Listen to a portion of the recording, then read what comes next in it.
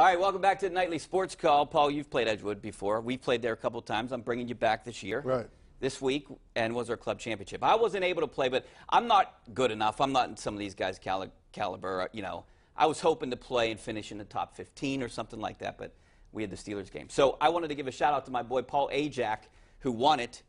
And listen to these scores. I mean, this course plays tough for the club championship. He was plus 8 for 3 rounds, 75, 71, 72. And he beat one of the best golfers in the area, who also is a member at Edgewood, Perry Graciano. So congratulations to Paul Ajak. Those are some nice scores right there. Yeah, that's pretty good for that course. Yeah, absolutely. Yep.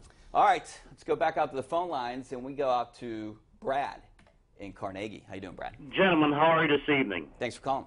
All right, I want to make a little comment, change it up a little bit, and talk about the powered announcers.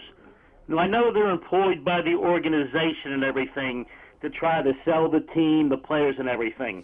But when I hear statements as a baseball fan, not a Pirate fan, there is a difference about what Andrew McCutcheon is unbelievable. He is not in the top 25 in the game in hitting, not in the top game in home runs, in RBIs, in stolen bases. He's 31 years old in 2 months. He doesn't have 200 career home runs yet. He's an average center fielder, and he throws like my aunt at the picnic Brad, at North Park every year. Don't you want him on your team? He makes the Pirates better. The way they do.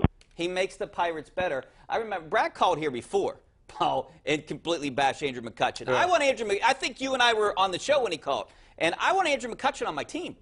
He might not have the best stats, but I like the way the guy plays. The other thing is, you know, it is somewhat incredible when you consider the first 5 or 6 weeks how horrible he was.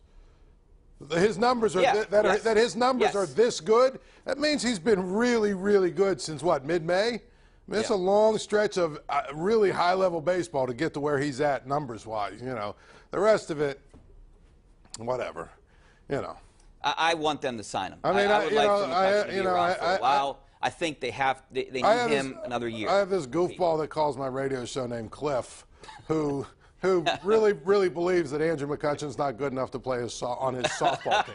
So, Cliff, I mean, yeah. Call in here, buddy. All right, let's go out to Randy in Beaver Falls. How you doing, Randy? You there? Yeah, how you doing? Yeah, Rich. Yeah, and, good. Thanks Paul, how you guys doing? Good. Thanks for calling.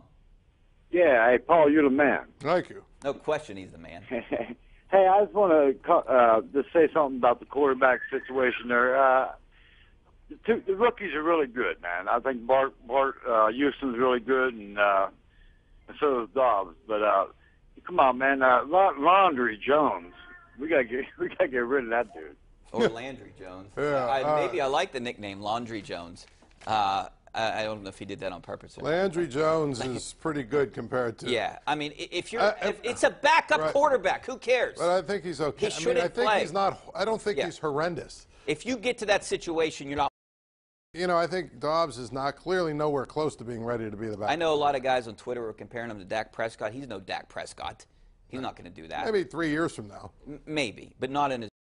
He's got a lot of work he needs. All right, let's go back out to the phone lines. We're going to go out to Mark in Bethel Park. How you doing, Mark? Hey, Rich and Paul. I just have a question. Did the Pirates extend Clint Hurdle and Neil Huntington for 2 more years? Because I thought I heard that earlier. There were talks of it, but there's no extension announced, and I think that's what's making a lot of people, Paul, wonder if they're going to extend one and not the other. I think I read the other day the extension's been on the table for both. Or I think for Hurdle, the extension maybe has been on the table, but he hasn't signed it. And maybe it's because he might not want to come back.